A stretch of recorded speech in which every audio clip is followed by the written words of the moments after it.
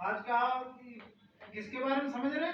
जब जो झंझनाहट होती है उसके बारे में।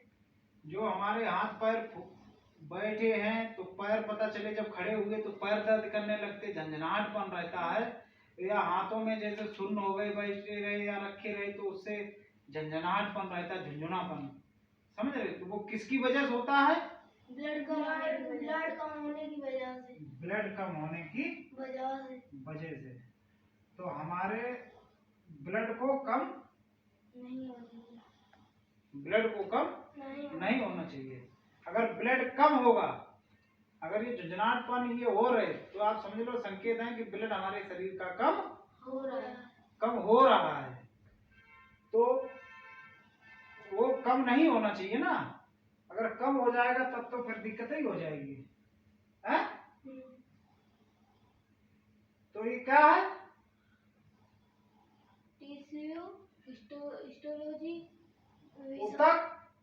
हिस्टोलॉजी विज्ञान है। ऊतक विज्ञान। हाँ, तो इसके क्या है? चार इसके खंड हैं: उपकली, तांत्रिक, ऊतक, पैसीय और संयोजी।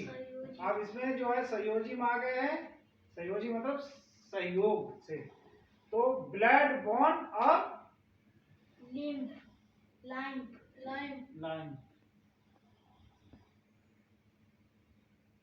ब्लड, अगर ब्लड की कमी रहेगी तो सारी समस्याएं उत्पन्न रहेंगी। तो हमारे ब्लड को कम नहीं रहना चाहिए और हमारे शरीर को जोड़ने के लिए,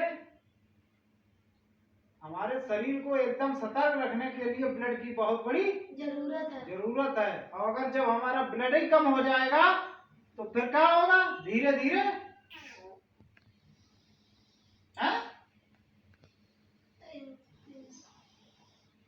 इंसान क्या होगा? लास्ट में मर जाएगा। भाई पैरों से या हाथों से यहाँ से स्टार्ट होती है बीमारी, जब यहाँ से स्टार्ट हो जाएगी तो क्या होगा? धीरे धीरे बढ़ जाएगी ना। बढ़ जाएगी तो फिर दिक्कत हो जाएगी। तो इसके लिए क्या चाहिए? ब्लड को बढ़ाने के लिए वैसे तो डॉक्टर लोग अपना जो बताएंगे, जो भी होगा, डॉक्टर की सलाह लेना या उनके पास जाना, राय लेना, वो तो है ही है। लेकिन अचानक अगर तुम्हें कोई मतलब ये चीजें करने को पड़ जाए कि कैसे क्या हो, तो उसके लिए जो है उधर तो दवाई अपना लेते रहिए, लेकिन इधर क्या करेंगे? इसकी भरपाई करने के लिए ब्लड की, तो सबसे पहले क्या? चना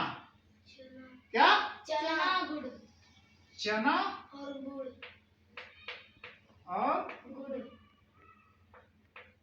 चना गुड़, ये इम्पोर्टेंट है। और भोजन दाल के खाइए, और प्रोटीन चीजें, दूध हुई और फ्रूट्स वगैरह हुए, समझ रहे? तो भोजन और फ्रूट, समझे? भोजन और फ्रूट। तो मतलब ये चीजें तो एकदम तत्काल में इलाज हो गई। जैसे कोई चीज है कि उनकी इच्छा नहीं चल रही लेकिन फिर भी लेना चाहिए, दूध हुआ है, ये क्या करते हैं? हमारे शरीर की प्रोटीन बढ़ाते हैं। तो इन चीजों का बहुत जरूरी है। जैसे कभी ऐसा हो जाता है, जब अगर ब्लड कम होता है तो हल्का कम हो जाता है, तो कभी कभार खिंचाव पड़ जाता है शरीर का, है? शरीर का खिंचाव आ जाता है। समझ रहे? आई? समझे में आ रही ना? तो इसको बढ़ाने के लिए क्या चाहिए? ब्लड की मतलब चना की जरूरत पड़ेगी, गुड़ की, और भोजन की जरूरत है, और फ्रूट की जरूरत है, दूध। अगर ब्लड जब हमारे शरीर में रहेगा, जब पूरा भरपाई रहेगा, तब फिर कोई दिक्कत नहीं। 2 घंटा बैठो, 10 घंटा बैठो, है? जैसे सरदार भगत सिंह की तरह, वो लोग क्या था?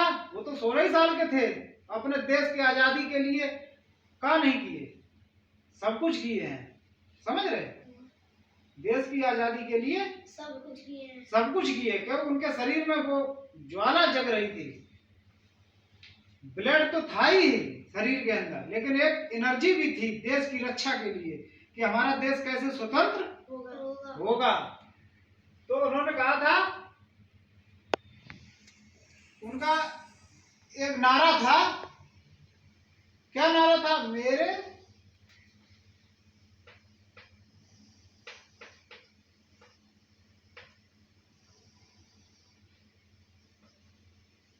खून मेरा खून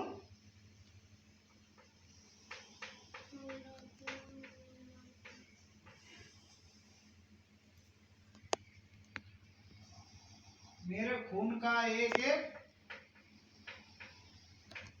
एक कतरा इंकलाब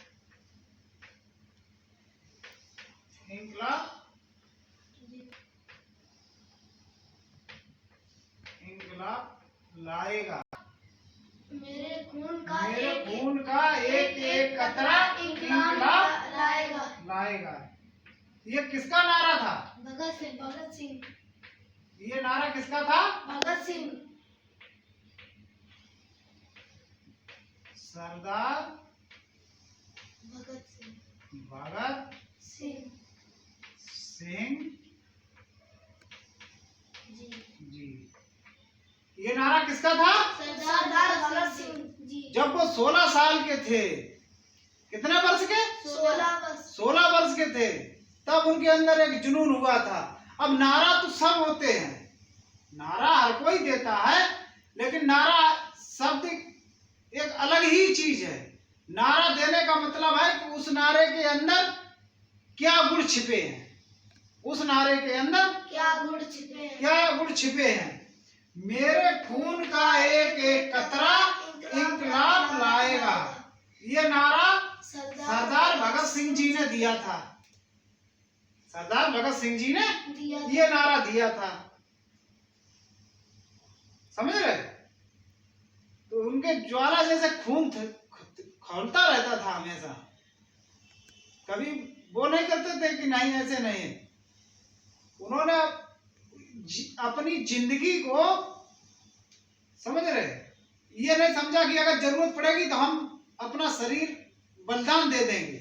ये सोच के उनके अंदर जुनून था कि ये नहीं कि उम्र लंबी करने के लिए, उम्र लंबी नहीं, जिंदगी लंबी करने के लिए, कि अगर हमारे शरीर से हमारे देश को कोई लाभ हो रहा है तो उस पे हमें कोई दिक्कत नहीं, हंसते हंसते वो चीज हम अपना लेंगे। उसी प्रकार जब उनके खून की जब भरपाई थी, हर चीज थी, तो इसीलिए उनका दिमाग जो था साइकोलॉजी के हिसाब से मतलब एकदम बढ़िया हर चीजें पकड़ता था, हर चीजें पकड़ता था। तो तब वो ये चीज के लिए उत्सुक हुए ना 16 साल की उम्र से। और इसीलिए उनकी जरूरत क्या थी? ब्लड की। काहे की जरूरत थी? ब्लड की। अब ये आया समझे?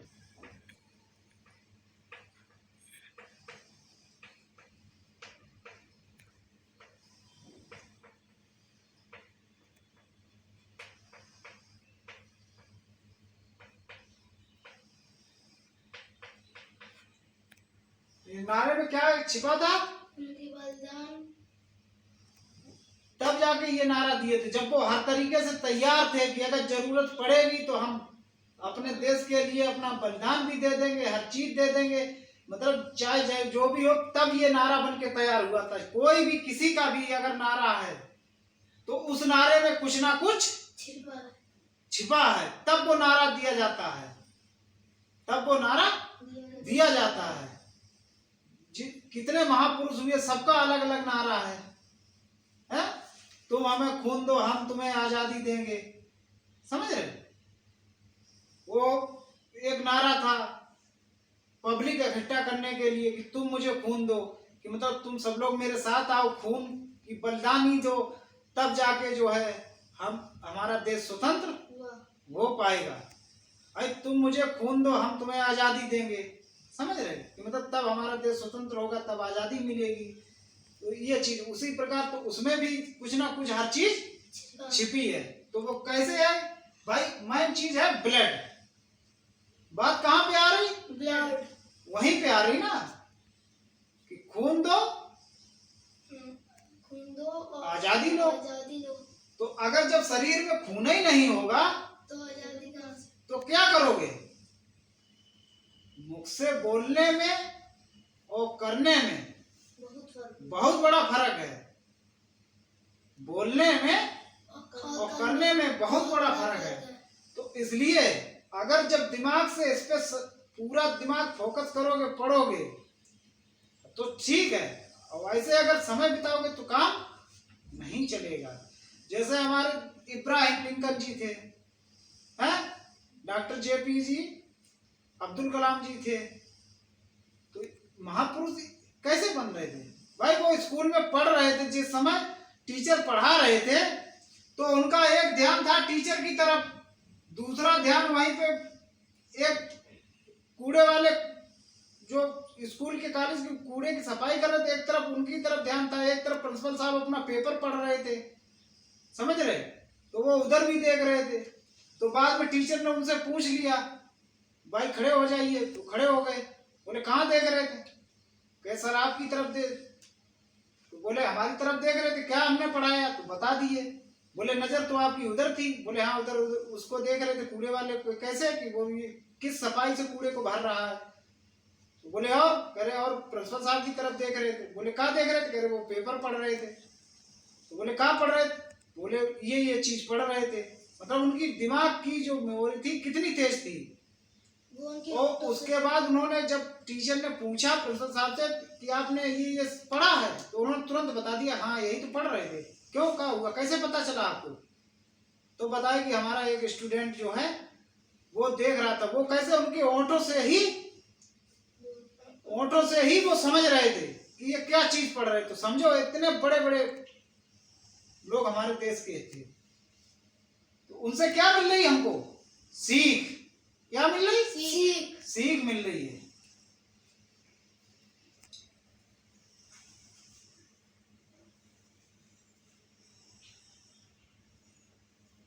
अब भगत सिंह जी की तो बात ही अलग है। भगत सिंह जी की बात ही अलग है। 16 साल की उम्र में कह रहे थे कि नई सवारी की चिंता, 20 कोस पैदल भग जाऊं, 20 कोस पैदल भग जाऊं, नई सवारी की चिंता, अपने माता के लिए, भारत माता के लिए। समझ रहे? तो उनके अंदर इतनी बड़ी एनर्जी थी कि अगर जरूरत पड़ेगी तो हम 20 कोस पैदल भग जाऊं।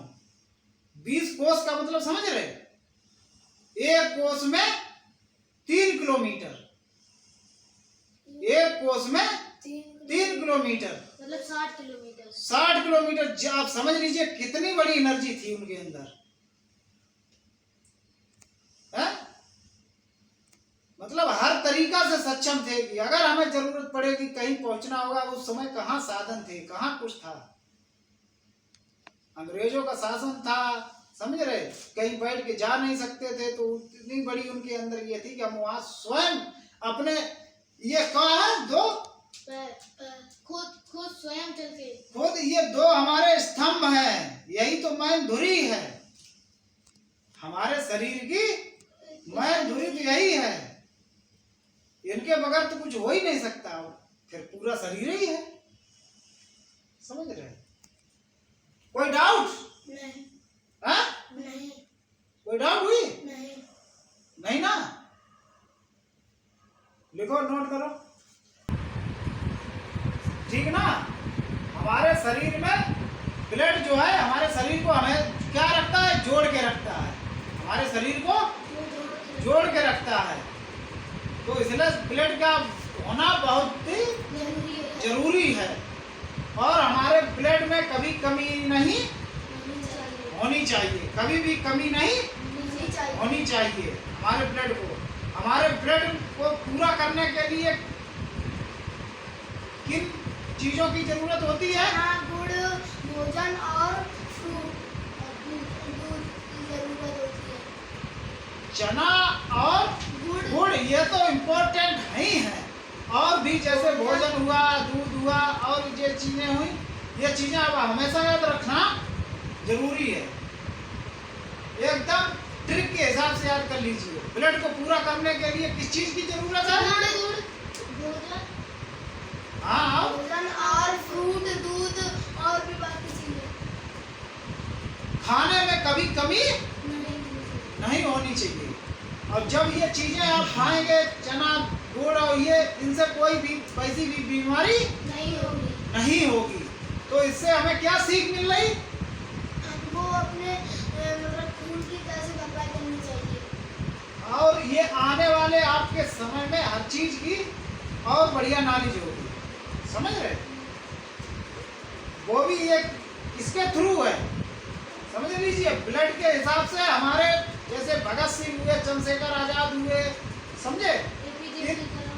इन जैसे महापुरुषों ने जो बलिदान दिया है देश की खातिर, तो इनका भी नाम, ये दायित्व बनता है कि हमारे ब्लड के थ्रू आना चाहिए।